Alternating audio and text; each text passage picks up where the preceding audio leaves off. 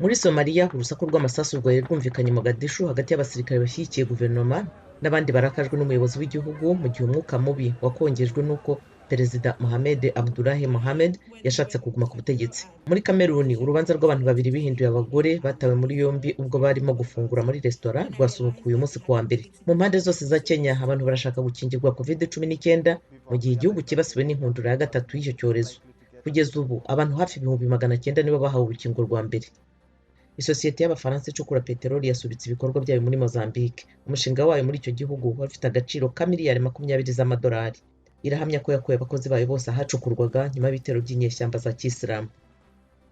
Naho muri Espagne abimukira 49 baturuka muri Afurika batabawe ejo ku cyumweru nyuma yo kugenda ibirometero birenga 11 mu bwato buto cyane buzwi nka kayuko.